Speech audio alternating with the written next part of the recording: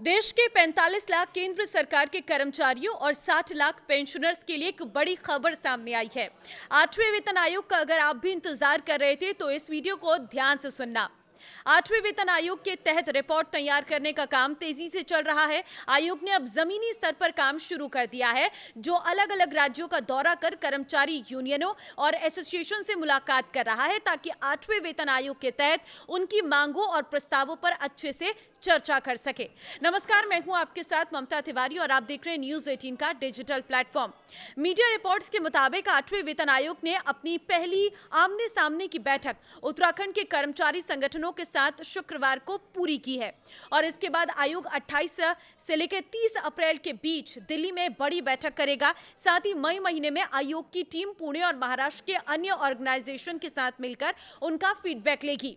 देखिए, fitment factor को लेकर क्या है मांग, पहले वो समझिए, क्योंकि पूरी सैलरी का सबसे अहम हिस्सा फिटमेंट फैक्टर होता है।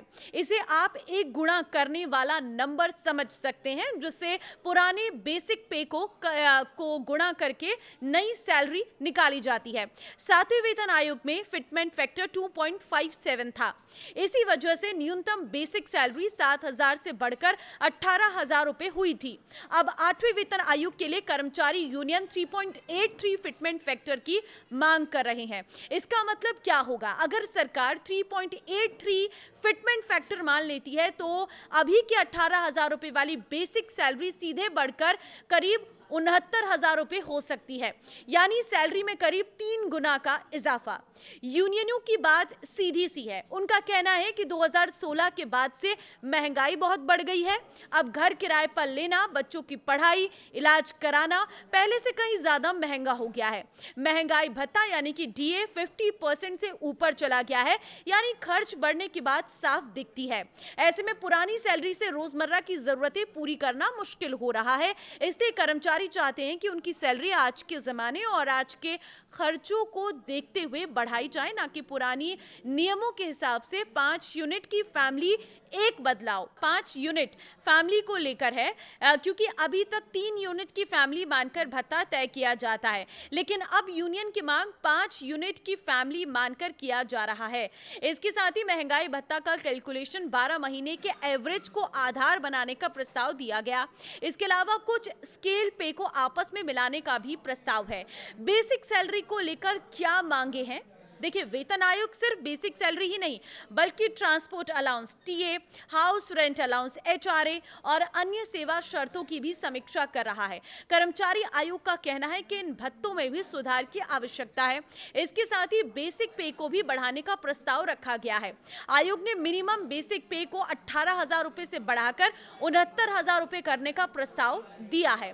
तो कैसी होगी आपकी नई सैलरी? सबसे पहले आपकी पुरानी बेसिक सैलरी के लिए फिटमेंट फैक्टर फिक्स किया जाएगा, फिर इसे बेसिक सैलरी से गुणा किया जाएगा, जिसके बाद आपकी नई बेसिक सैलरी बनेगी।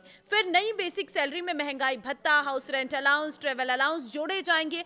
यही वजह है कि फिटमेंट फैक्टर में थोड़ा सा चेंज होने पर भी आपकी हर महीने वाली सैलरी में हजारों रुपए का फर्क पड़ सकता है। तो कब लागू होगा 8वां वेतन आयोग? सबसे बड़ा सवाल सबके मन में यही है। तो देखिए, जनवरी 2025 में सरकार ने आयोग का गठन किया था, जिसे 18 महीने में अपनी रिपोर्ट पेश करनी थी। अभी 30 अप्रैल तक फीडबैक के लिए विंडो खुला है। इसके बाद रिपोर्ट सरकार को सौंपी जाएगी, फिर फिटमेंट फैक्टर पर फैसला लिया जाएगा। तो मतलब अभी थोड़ा समय और लगेगा कि जब ये फिक्स हो जाएगा कि 8वां वेतन आयोग कब से लागू होगा।